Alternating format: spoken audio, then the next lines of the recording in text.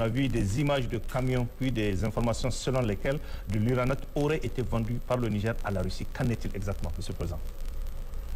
Non, je ne sais pas, moi je n'ai pas vu les images.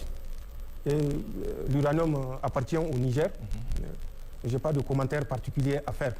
Que ceux qui s'agitent continuent à s'agiter, mais nous avons choisi notre voie. Je vous ferai un peu l'historique de l'uranium au Niger. L'uranium au Niger a été découvert déjà en 1959, lors des grands travaux de prospection dont j'ai parlé, au cours desquels on a découvert du cuivre pur à Tegdanteso. C'est pendant cette période qu'on a découvert accidentellement l'uranium vers Azelik et vers Madawaïla. Un peu plus tard, Somaïr, voilà, voilà Kominak.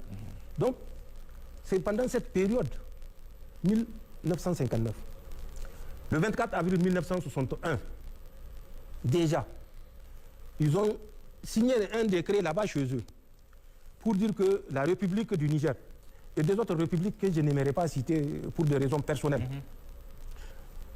acceptent et facilitent aux forces armées françaises le stockage des matières premières et des produits stratégiques.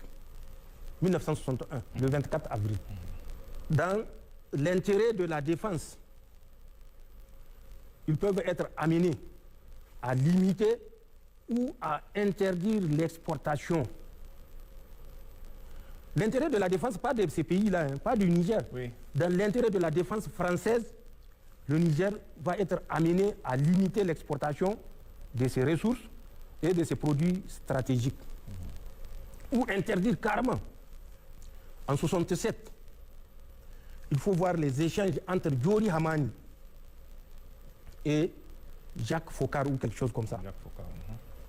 Le 13 novembre 1967, Diori Hamani le suppliait de ne pas accepter que les responsables du commissariat à l'énergie atomique mettent en œuvre les conditions de pillage. Bon, il n'a pas dit pillage parce qu'il ne pouvait pas le dire, c'est moi qui dis le pillage.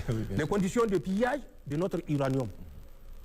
2 jours plus tard, Jacques Foccart a répondu au président de la République, Diori Hamani, le 15 novembre 1967. Monsieur le Président, bon, même ça, est-ce que ce n'est pas entre griffes? Monsieur le Président, estimez-vous heureux que le commissariat à l'énergie atomique exploite votre uranium? Soyez reconnaissants envers les responsables du commissariat à l'énergie atomique.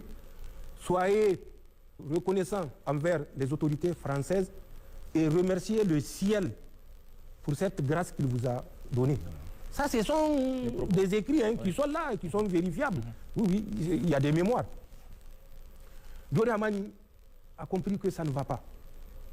Il ne s'est pas découragé. Il a écrit en novembre, le 20 novembre 1968 à De Gaulle pour lui faire part de ce que le commissariat à l'énergie atomique veut faire. Parce que dans le contrat, qu'est-ce qu'ils disent? Que le Niger ne va pas prélever de taxes. Il y avait une taxe qu'on appelait taxe spécifique sur les carburants. Le Niger ne va pas prendre ça. Le Niger va exonérer la CEA, donc la Somaïr. Le Niger va accepter de perdre 50% de taxes sur le bénéfice commercial et industriel. 50%. Oui. Le Niger va donner à titre honoré 100 000 actions à la CEA pour compenser les dépenses. Oui. Mieux, le Niger va exonérer à hauteur de 13% toutes les autres sociétés filiales qui travaillent avec la Somaïr. Et à l'époque, ça faisait une perte sèche de 1 milliard de francs CFA au Niger. 500 millions pour les 100 000 actions, 500 millions TCA. Ce qui fait 1 milliard. À l'époque, Diori Hamani ne s'est pas découragé, donc il a écrit à De Gaulle. Malheureusement, De Gaulle, qui a abordé dans le même sens que lui, apparemment n'a pas pu faire bouger les lignes, parce que le lobby est plus fort que De Gaulle. Il faut se dire les vérités. L'un de l'autre, ça n'a servi à rien. Et quelques temps après, en 1968, il y a eu le référendum anticipé où De Gaulle a été remercié et Georges Pompidou a pris le relais. Diori ne s'est pas fatigué, il a écrit encore à Pompidou. Pompidou lui a dit qu'on va corriger ces anomalies-là pour être un peu diplomatique. Mais ça n'a rien changé. La CEA a fini par prendre les 100 000 actions sans payer un franc. Mieux, il y a une compagnie allemande, Uhrengeschaft, à peu près, et puis italienne, Eni, qui avait à l'époque été très correcte avec Diori Hamani, parce qu'elles ont accepté de payer chacune 52 388 actions. Elles ont accepté de mettre à la disposition de Diori Hamani chacune 1 milliard de francs CFA, remboursable avec un taux d'intérêt de 2,5% sur une période de 15 ans avec 5 ans de sursis moratoire. 15 ans, 2,5% d'intérêt. Tout ça, les Français voyaient. Et ils se sont engagés à acheter chaque année 124 tonnes de la production par qui revient au Niger. Les Français n'avaient que, pour eux, un esclave, une colonie. Quel égard elle mérite? Ils ont persisté, ils ont maintenu. Et c'est dans ça qu'on était jusqu'à notre arrivée. Je vous ai dit, des Nigériens sont sortis, et pas des moindres, pour dire que notre uranium a moins de valeur que l'argile. L'argile, au moins, elle sert à faire des constructions dans nos campagnes. Mais l'uranium ne sert à rien. Autant laisser même les Français nous débarrasser de ce danger poison. Donc, pour vous dire la mentalité, Diori n'a pas eu gain de cause. Entre-temps, il y a la Cominac, où on a découvert qu'il y a de l'uranium. Là également, il y a une compagnie japonaise qu'on appelait Uranium Overseas, Uranium Resources Development Company Limited, URD, qui a signé avec le Niger un accord responsable où le Niger pouvait avoir des retombées.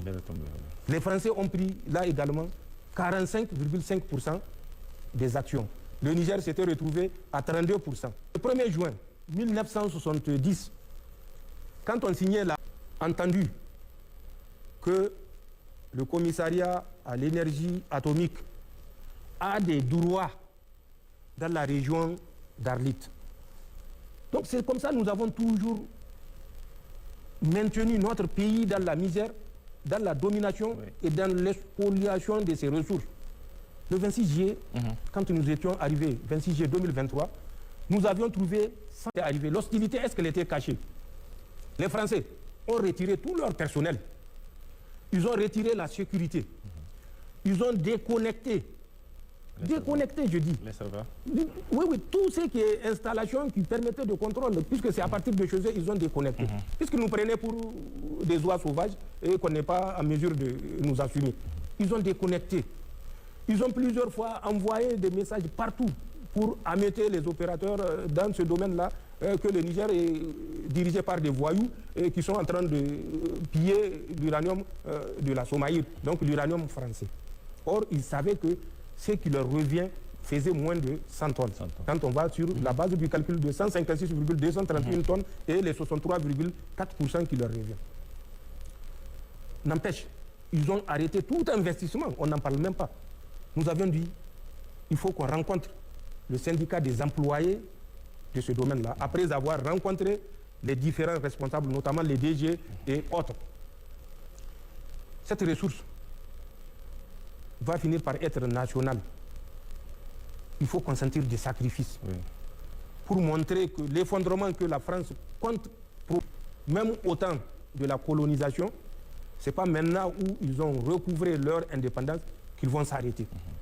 Ils vont consentir des sacrifices à l'État de les accompagner parce que c'est des pères de famille qui ont des charges. Et nous avons convenu d'un mode pour effectivement aborder dans ce sens. L'État a investi en plus 18 milliards et quelques et la Sopamine a investi 6 milliards et quelques. Donc 24 milliards et quelques. Et on a continué la production bon an, mal an. Avec des moments de production très basses pour des raisons logistiques, et de moments de production acceptables. Et c'est là où nous avons produit ces quantités-là aujourd'hui, que les Français qui pensent que nous sommes toujours dans les mêmes dispositions d'esprit que 1961, continuent à réclamer ce qui revient de droit au peuple nigérien qui a investi de l'argent pour produire. Et c'est ça, tout ce tapage qu'ils font. Ils ont écrit une première fois en septembre 2023, si vous vous rappelez, quand Molifi était venu ici, c'était pour nous accuser d'avoir vendu 300 tonnes à l'Iran. Ça, c'est les Français qui ont écrit pour envoyer aux Américains pour dire qu'on a vendu 300 tonnes à l'Iran. En septembre 2023. Et ces mêmes Français qui n'ont pas honte vont revenir en mai 2024 pour dire qu'ils ont perdu le contrôle de la Somaïr et pour déclarer l'arrêt total le 31 octobre de leur participation dans la production de la Somaïr. Et conclure qu'ils sont dans le rouge en janvier, si vous vous rappelez, janvier ou février 2025, parce que depuis que la junte est venue, un seul gramme de l'uranium n'a pas été vendu. Vous qui dites qu'on a vendu en septembre 2023 300 tonnes, c'est pour vous dire. Ensuite, ils sont revenus dernièrement. Ils sont partis dire aux Américains que nous avions vendu les 1000 et quelques tonnes aux Chinois. Chaque fois qu'ils savent qu'il y a un pays qui est en tension commerciale avec les États-Unis, c'est à ce pays-là qu'on vend. Ils ont dit l'Iran, Molifi était venu, on lui a dit ce qu'on pense, parce qu'on n'a pas, comme disent les gens, la langue dans la poche. Il n'y a que Allah qu'on craint. Elle est partie, on a vu ce que ça a provoqué. Encore, ils sont partis pour dire aux Américains que les 1000 et quelques tonnes, c'est aux Chinois. Or, vous savez, le bras de fer entre dans le domaine commercial. Bien sûr. Oui, mais ce qui n'a pas empêché les négociations de continuer entre la Chine et les États-Unis. Ce qui n'est pas le cas avec la France, parce que la France est convaincue que nous sommes des moins que rien et que notre uranium leur revient à 0 francs. C'est ça la différence. Donc, ils ont menti encore pour dire qu'on a vendu 1000 et quelques tonnes aux Chinois. Bon, nous savons ce que nous faisons.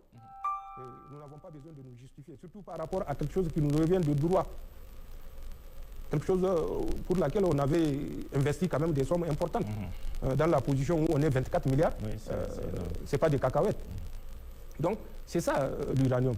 Mais tout ce qu'ils font, c'est pour chercher à savoir qu'est-ce qui se passe, à qui on a vendu, comment ça va partir. Ils nous ont même menacés pour dire si ça sort, ils vont utiliser leurs mercenaires pour attaquer le convoi.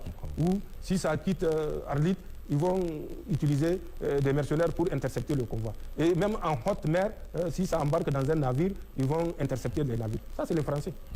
Mais ça, c'est eux que ça regarde. Nous, on a que faire de ces observations.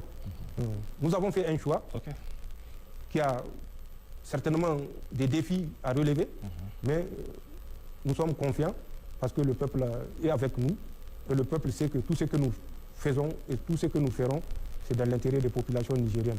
Donc les cris, les aboiements, les hennissements et autres beuglements ne peuvent pas nous changer, nous faire changer de trajectoire. Le plus important, c'est d'être sincère dans ce que nous faisons vis-à-vis de nos compatriotes.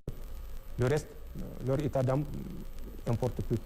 Voilà ce que je peux dire par rapport à l'uranium. Il est nigérien. Le Niger a investi. La France a ses 63,4% de 156,4%.